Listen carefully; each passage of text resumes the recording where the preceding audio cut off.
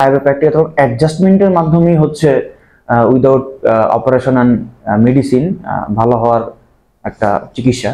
আগ্রহ বাড়ছে এইটাতে। আবার যেটা করেছিলাম হচ্ছে 95 বা 98 বলতে পারি। প্র্যাকটিকটা বুঝতেই কষ্ট হয়, মানে হোয়াট ইজ কাইরোপ্র্যাকটিক, মানে আর এটা কি, কেন, কিভাবে এটা বোঝাটা হচ্ছে প্রথম জরুরি। তারপরে সেন আমি ট্রিটমেন্টে যাব।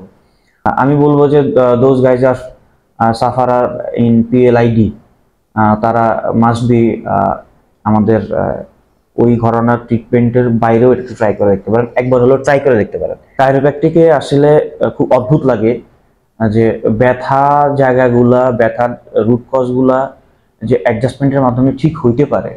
ডক্টর বা একজন মানুষ যে আপনাকে বডির হাড্ডির পজিশনগুলো চেঞ্জ করার কারণেই যে আপনার বা মাসল পজিশনিং চেঞ্জ করার কারণেই যে আপনার ব্যথা বা এই প্রবলেমটা চলে যাবে, এটা আপনি ভাবতে পারবেন না। রাইট, আমার কাছে এটা খুব অদ্ভুত লাগে। আসসালামু আলাইকুম। ওয়ালাইকুম আসসালাম।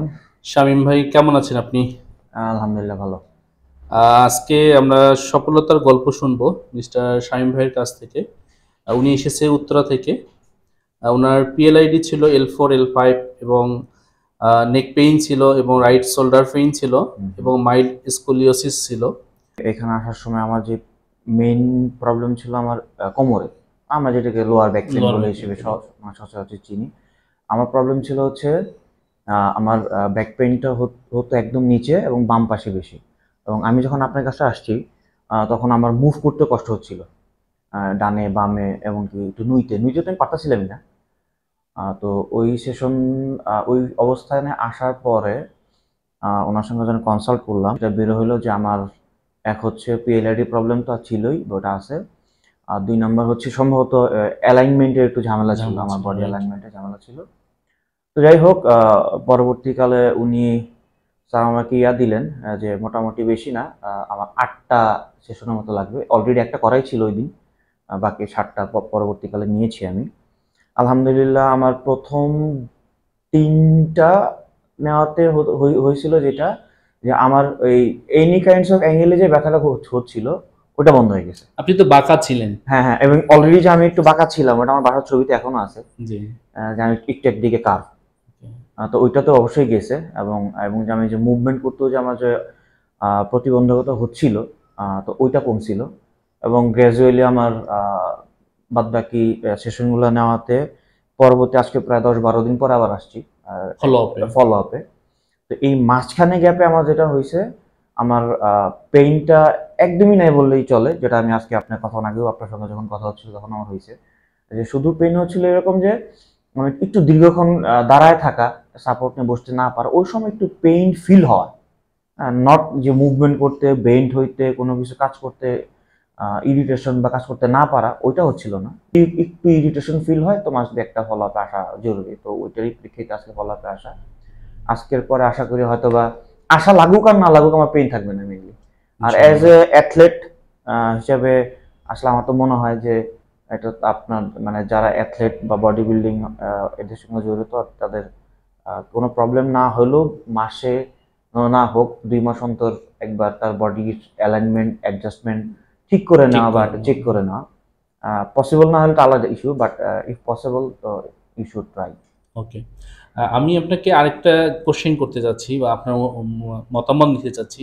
এই যে পিএলআইডি হলে আমাদের দেশে ইয়ং জেনারেশন থেকে ওল্ড এজ পর্যন্ত যে পিএলআইডি হলে আমি আমার লাইফ শেষ হয়ে গেছে, আমি মুভমেন্ট করতে পারবো না, আমি স্বাভাবিক জীবনযাপন করতে পারবো না, আমি অনেকের অনেক কোশ্চেন থাকে, আমি কি স্বাভাবিক চলাচল করতে পারবো, আমার জব কি আমি কন্টিনিউ করতে পারবো, অপারেশন, ইনজেকশন এবং পেইন কিলার ছাড়াই চিকিৎসাটা, সেক্ষেত্রে আপনার মতামত কি বা আপনি চিকিৎসা নেওয়ার পরে আপনার কি অবস্থা? এইটা অবশ্যই আমার একটা জিনিস বলার আছে, মানে স্পেশালি কারণ আমি ভুক্তভোগী নিজে।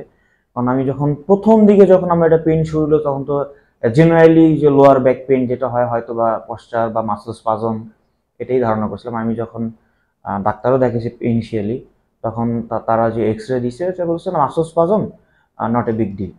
তো যাই হোক, ওটা কিন্তু আমার ঠিক হয়নি, আমার পেইন ছিল। এবং ডাক্তারই বলতেছিল যে আমি এই ওষুধটা দিলাম, কিছু এক্সারসাইজ দিলাম, এটা যদি 15-20 দিনের মধ্যে না যায় আরেকবার আইসে। তো যাই হোক, আরেকবার গেলাম। তো পরবর্তীতে উনি বলা আরে ওষুধটাকে আর একটু এক্সটেন্ড করলো যে আপনি আর 1 মাস খান। তো আসলে আমি অ্যাজ এ এডুকেশন বা এডুকেটেড হিসেবে বলেন না কেন, আমি অনলাইন সার্ভিসিং করা শুরু করেছিলাম যে লোয়ার ব্যাক পেইনের রুট কজ গুলো কি কি হইতে পারে, এর মধ্যে সবচেয়ে বেশি উঠে আসছে পিএলআইডি। আমি তখনও জানতাম না অ্যাকচুয়ালি যে আমার L5 L4 ডিস্ক প্রলাপ বা লাম্বারের প্রবলেমটা আছে। তো ওইটা নিয়েই পিএলআইডি কি, পিএলআইডির ট্রিটমেন্টগুলো কি কি হয়, বেসিক ট্রিটমেন্টগুলো যেটা হয় এরকম কাইরোপ্র্যাকটিক ছাড়া ডাক্তারের কাছে যাওয়া, মানে অর্থোপেডিক্স, তাদের মধ্যে কোনো অ্যাডজাস্টমেন্ট মনে হয় তাদের থাকে না, তাদের মেইনলি থাকে হচ্ছে ওষুধ।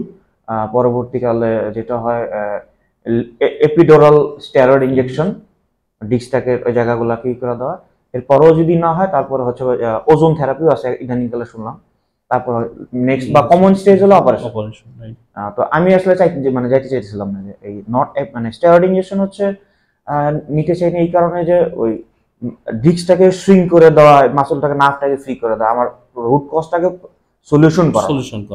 আমি চাইছিলাম যে সলিউশন হোক উইদাউট অপারেশন। হইতে পারে মেডিসিন, আমি মেডিসিনে যে কোনো বিশ্বাসী না তাও না, বাট পেইন কিলার ছাড়া আর কি আছে মেডিসিন। তো পরবর্তীকালে যখন খুঁজতে থাকা অনলাইনে, তো এই কাইরোপ্র্যাকটিক সম্পর্কে একটু অবগত হওয়া, এবং কাইরোপ্র্যাকটিক তখন অ্যাডজাস্টমেন্টের মাধ্যমেই হচ্ছে উইদাউট অপারেশন অ্যান্ড মেডিসিন ভালো হওয়ার একটা চিকিৎসা। সো আমার আগ্রহ বাড়ছে এইটাতে, যে দেখি এটাতে একটা ট্রাই করে।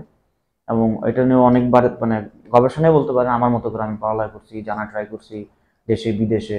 তো পরে দেখলাম যে এটা খুব বেশি প্র্যাকটিস হয় বিদেশে, আমাদের বাংলাদেশের চেয়েও বাইরে। আমার পক্ষে তো বিদেশ পসিবল না, অস্ট্রেলিয়া কিংবা থাইল্যান্ড বা ইন্দোনেশিয়া যা পসিবল না। কারণ আসলে বাংলাদেশে এটা কি শুরু হয়েছে কিনা, তো খোঁজাখুঁজি ক্ষেত্রে পাইছিলাম। আমি একটা নিয়েছিলামও অলরেডি, বলবো না যে ভালো হয় নাই, বাট আমার মনে হয় না আমি ফুললি রিকভার করছি। তো স্যারের কাছে সেকেন্ড টাইম আসে অ্যাকচুয়ালি এটা আমার, এবং সেকেন্ড টাইমের এটাকে বলবো যে আগামীবারের চেয়ে গতবার যেটা করেছিলাম হচ্ছে আমি 95 বা 98 বলতে পারি, কারণ যেহেতু আরেকটা ফলো আপ হতে যাবে। তো এই সুবাদে অ্যাকচুয়ালি কাইরোপ্র্যাকটিকে আসা। আর আমি এখনো কাইরোপ্র্যাকটিকে, আমার খুব বেশি পড়ালেখা নেই, মানে একাডেমিক পড়ালেখা নেই, জানাশোনা গবেষণা। আশা করা যায় যে অপারেশন ছাড়াও এটার মাধ্যমে বৈজ্ঞানিকভাবেই এটার মাধ্যমে হয়তো সুস্থ হওয়া পসিবল। আমি মনে করতেছি আরো পসিবল, যেহেতু আমি একটা উপকার পাইছি, মানে উইদাউট মেডিসিন, উইদাউট কাটাছেঁড়া, উইদাউট ইনজেকশন এবং মাস্ট বি স্টেরয়েড বা এপিডুরাল ইনজেকশনগুলো ছাড়াই যেহেতু পেইন রিলিফ হয়েছে, তার মানে এটা ভালো হওয়া পসিবল, মানে রেয়ার কেস কিছু ছাড়া হয়তো বা। পিএলআইডি যে পেশেন্ট গুলো, তাদের ক্ষেত্রে আপনার কি বলার আছে তাদের উদ্দেশ্যে? পিএলআইডির যারা মানে পেশেন্টস আসলে অধিকাংশ ক্ষেত্রে যারা ইয়ং জেনারেশন না, মানে হয়তো বা আমার মতো অ্যাবভ 30 বা 30 বা এরকম না, যারা আরো একটু সিনিয়র সিটিজেন, 50 ক্রস করছে, 45 ক্রস করছে, বা যারা একটু অন্য ঘরানার মানুষ, পেশাজীবীর মানুষ, তাদের হয়তো কাইরোপ্র্যাকটিকটা বুঝতেই কষ্ট হয়। মানে হোয়াট ইজ কাইরোপ্র্যাকটিক, মানে আর এটা কি, কেন, কিভাবে এটা বোঝাটা হচ্ছে প্রথম জরুরি, তারপরে আমি ট্রিটমেন্টে যাব। তো যারা এটা সম্পর্কে নাও বুঝেন, নাও জানেন, যদি এই শব্দটুকু শুনে থাকেন যে কাইরোপ্র্যাকটিক অ্যাডজাস্টমেন্ট বলে একটা ব্যাপার আছে, আমি বলবো যে those guys are sufferer in PLID, তারা মাস্ট বি আমাদের ওই ঘরানার ট্রিটমেন্টের বাইরেও একটু ট্রাই করে দেখতে পারেন, একবার হলেও ট্রাই করে দেখতে পারেন। এবং আশা করা যায় তারা ধারণা তো ভাঙবেই, ইভেন দো এক ধরনের স্যাটিসফ্যাকশনও ভুগবেন যে যাক আমার অপারেশনও লাগে নাই, এবং অপারেশনে যেটা হয় দীর্ঘমেয়াদী অনেক কুফলও আছে, কারণ ভিতরে অনেকগুলো নাট বল্টু দেওয়া, অনেক ক্রাইটেরিয়া আছে, এবং অপারেশনের খরচ আছে অনেক। সো আল্লাহ না করে যাতে কারোই যাইতে না হয়, এগুলো অসুস্থতা নাই হোক মানুষের, বাট পিএলআইডি এই জনিত এনি কাইন্ডস অফ সমস্যা হইলে আমার মনে হয় কাইরোপ্র্যাকটিকে যাওয়াই ভালো।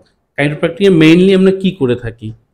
কাইরোপ্র্যাকটিকে আসলে খুব অদ্ভুত লাগে যে ব্যথা জায়গাগুলা, ব্যথার রুট কজগুলা যে অ্যাডজাস্টমেন্টের মাধ্যমে ঠিক হইতে পারে, এটা যে শুধুই কোনো রকমের কোনো যেটাকে বলে ইয়া ছাড়া, কি বলে আপনার ইকুইপমেন্ট ছাড়া, মানে so call surgery equipment, any kinds of equipment ছাড়া একজন ডক্টর বা একজন মানুষ যে আপনাকে বডির হাড্ডির পজিশনগুলো চেঞ্জ করার কারণেই যে আপনার বা মাসল পজিশনিং চেঞ্জ করার কারণেই যে আপনার ব্যথা বা এই প্রবলেমটা চলে যাবে, এটা আপনি ভাবতে পারবেন না।